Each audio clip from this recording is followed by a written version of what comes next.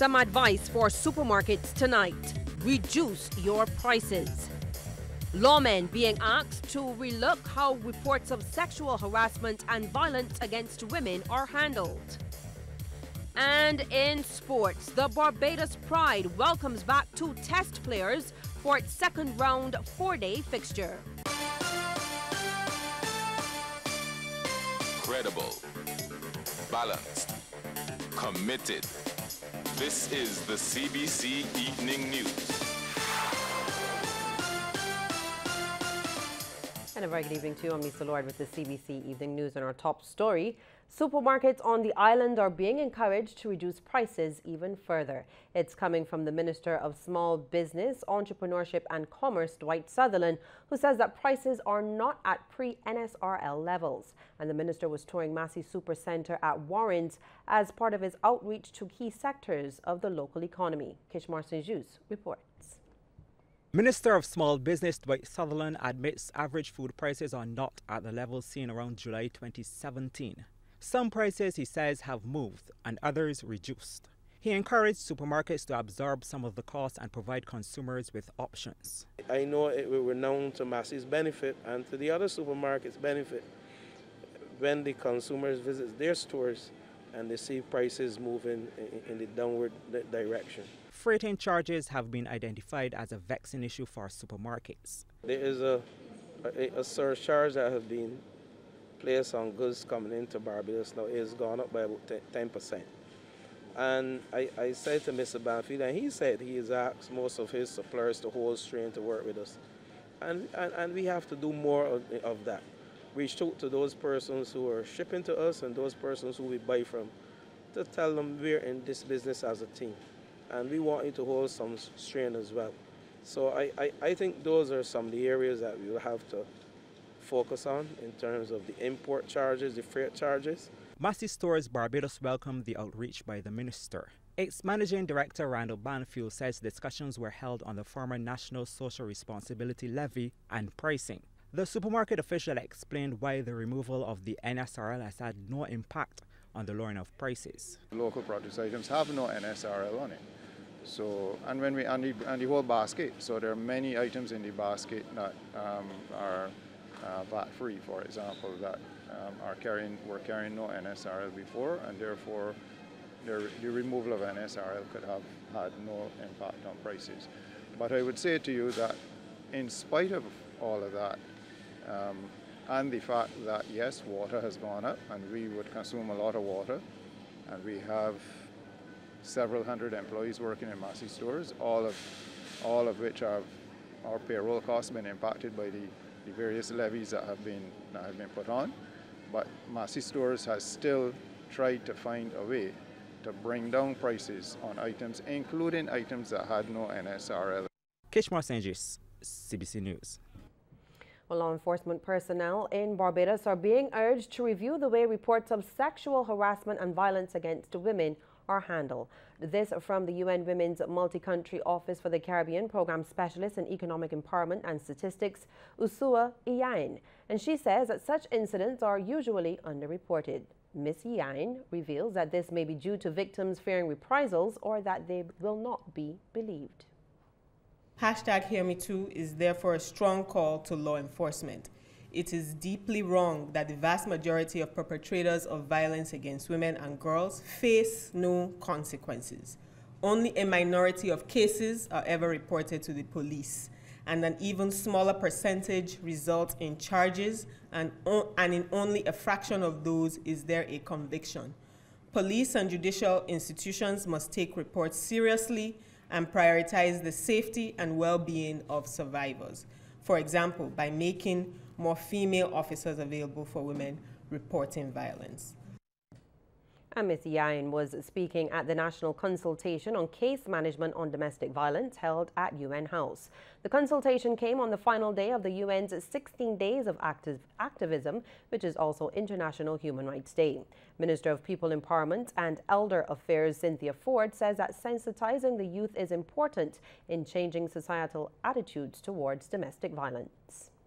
Unless we sensitize our children as to the roles they can play, and unless we hold that golden rule do unto others as you will have them do unto you, we are not going to get anywhere, because our children do not understand, or they probably are not being taught or told or get the experience about consequences, repercussions, doing what the Bible says. Be your brother's keeper. Well, Barbadian labor will be protected. That assurance from Barbados Ambassador to CARICOM, David Commissiong, in response to questions about how employment, wages and related issues will be affected under the CARICOM single market and economy, with plans for freer movement of labor. With regional heads trying to make full freedom of labor a reality in 3 years' time, Ambassador Commissiong is confident that the necessary framework will be in place to address any concerns.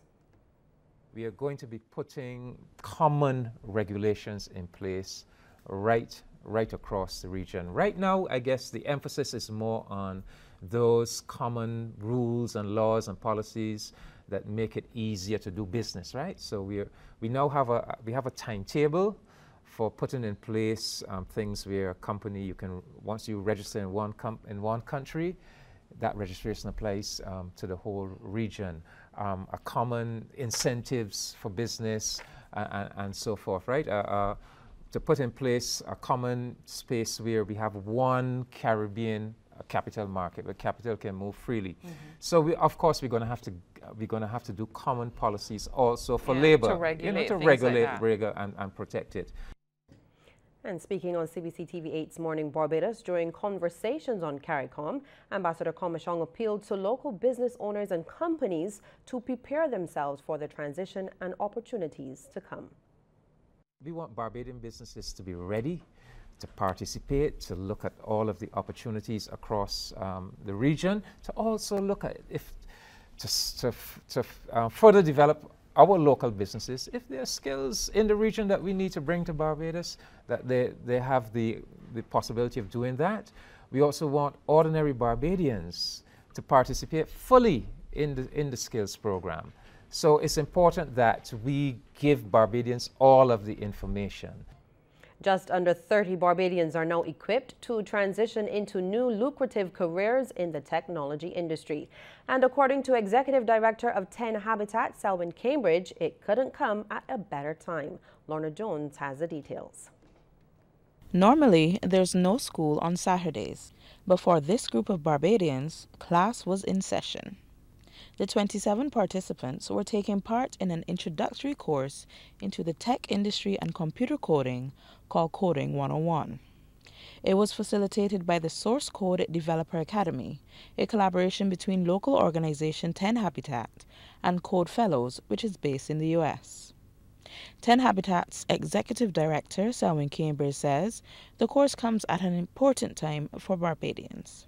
With all that's happening locally and with all of the changes, the retrenchments, the layoffs, I think this creates a fantastic opportunity for persons to retool, reskill and upskill to be able to get into lucrative jobs that are servicing large technology companies overseas working from right here. Lead instructor of the course, Code Fellows Amanda Iverson, says they're aiming to change perceptions about the tech industry. We do offer our curriculum across the world, so Barbados being one of them, powered by locations, to where we like to share our curriculum with these communities to help build their ecosystems, build their economy, and really just show everyone that you don't have to be that traditional stereotypical nerd to be a software developer. Anyone and everyone can do it. You just have to put your mind to it. Participants Nia Brathwaite and Andrew Walks are looking forward to the benefits they will receive from the Coding 101 session. Coding, is not just about computer science or anything. You can integrate coding into your business, into anything. So I think that you can make any idea come to reality through coding. So I think this is excellent because it opens up a whole new world for us, and technology now is becoming the major thing. So I think it's a step in the right direction. I am involved in e-commerce, that is selling goods online, and that's the reason why I'm here today and why I think that this course would be good for me. I believe it could help with my business. That's my side hustle, so to speak, so I'm hoping to make it a mainstay. A more in-depth 8-week course called Coding 201 will be offered in the future. Lorna Jones, CBC News. Students of the Parkinson Memorial School have been rewarded and encouraged to pursue and display good leadership qualities. It all took place at the school's Student Leadership Conference held at the Savannah Hotel. Principal Ian Holder says the conference came about as a result of the formation of a new Students' Council. He believes that process exposed the students to communication and leadership skills. The actual process of voting, the actual process of campaigning by the students who were part of the elections actually broadened the base of our knowledge in terms of voting and what involved in elections. I also believe that this leadership program was brought about to expose our students to the communication skills involved in leadership and the ability to motivate and encourage other persons under your control.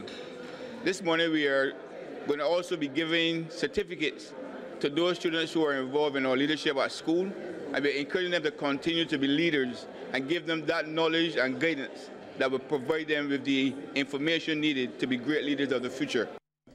And Principal Holder says the Students' Council will equip students with the social skills needed to interact with society after school.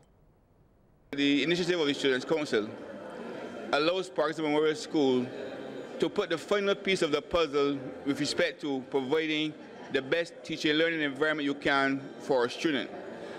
We are now in a position where we have all of the stakeholders involved in education coming together to make decisions for our school. We have the parents, we have the teachers, we have the policy makers, we have the management of the school, the board of management, and now we have the students being a part of that management team. And I believe that having all of those stakeholders together allows us to be in a position to provide our students with the best teaching and learning environment that we can. Well, it's an exciting time for young people across the island, and that's the belief of Minister of Energy and Water Resources, WILFRED Abrams. He says as a result of technological advancements, youth now have opportunities that once seemed impossible. All of the things we thought were fanciful and imaginary and can never happen are happening, and these are things that you now accept as normal. You come up now understanding how to do things with this, that when we were children, we weren't even dreaming about it. It could never happen. So the point is, you now have the tools to make your imagination a reality. Minister Abrams made the comments during a presentation of tablets to Class 3 students of the St. Christopher Primary School. A total of 47 students were presented with tablets by the Aron and Christina TRUSS Foundation. Founder Aron TRUSS asked two things of the students in return. One of the things that we always ask young students is to please stop littering, and also when you see people that should know better, people that are older than you, please speak up and tell them not to litter. You know, you see something wrong, pick it up, put it in a garbage can. You'll always have opportunities when you're older to give back and to help others. And we want you to remember this feeling, and when you're older, it may not be giving students a tablet, but you can always come back to this school, your secondary school. You can always give something back to the young people at the time. You can always do something in your community. You can always do something to help Barbados. A Member of Parliament for Christchurch South, Ralph THORNE, was also in attendance. He encouraged students to share the devices with loved ones. Too many of our young people are just putting their head in front of these tablets and these telephones, and they don't look around at the person next to them. Correct? So I want you, when you're using this tablet, not to forget that you should treat other people. You should continue to treat other people well. Do not allow this tablet to turn you into a selfish individual.